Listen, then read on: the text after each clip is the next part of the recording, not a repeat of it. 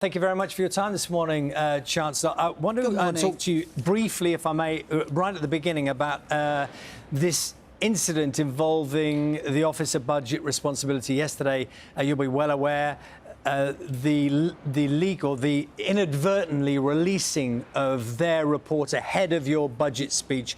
We've heard from Richard Hughes this morning, OBR chairman, suggesting an external person may have been behind the early publication. Can you talk to us about that? What do you know? Well, Richard Hughes from the Office of Budget Responsibility wrote to me late last night apologising for their breach and publishing the documents ahead of time. It's clearly unacceptable and disappointing. There is a review taking place right now into exactly what happened and how that was allowed to happen, and that will report to me urgently because it is very important to me and for everybody that the budget is delivered by the Chancellor, not by the inadvertent or whatever happened publication of the documents by the Office for Budget Responsibility. And Chancellor, just that phrase, external person, what do you make of that?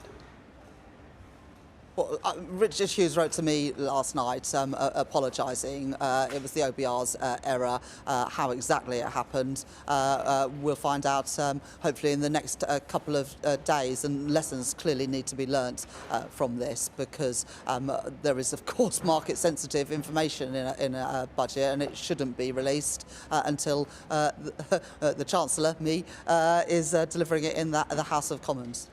Understood. Let's move on to the budget itself. A lot of people this morning are suggesting that you have broken promises about not raising taxes. If people are thinking that, how are you convincing them that's not the case?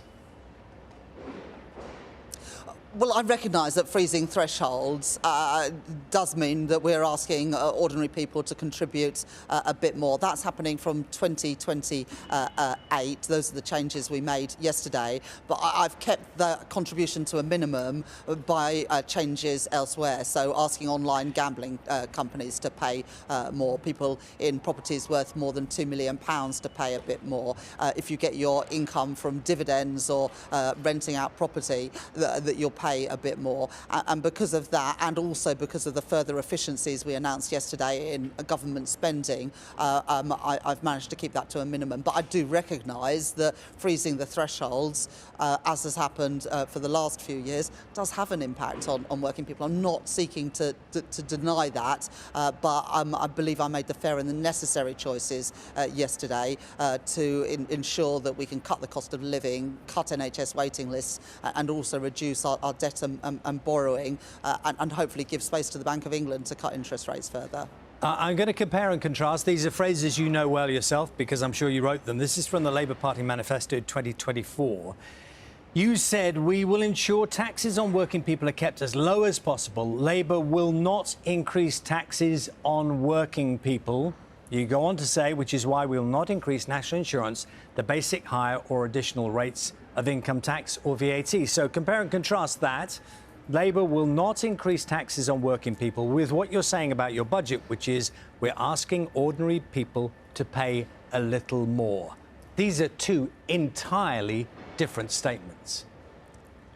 Well, thank you for reading out the whole of that, because it was clear in the manifesto that it was rates, but I do recognise, and I want to be upfront with your viewers, that freezing thresholds is asking people to contribute a bit more. Those changes are from 2028, whereas next year we're able to take £150 off of people's bills. That starts in April, and we've put the money into that for the next few years to keep energy bills down, and that's, of course, on top of freezing prescription charges for a second year and freezing rail fares, the first time that's happened in 30 years, because I recognise, I know that the cost of living is still the most acute challenge, whether it's for families or pensioners. It's also why we're increasing the new state pension and the basic state pension. It's why we've increased the rates of the national living wage to put more money in people's pockets.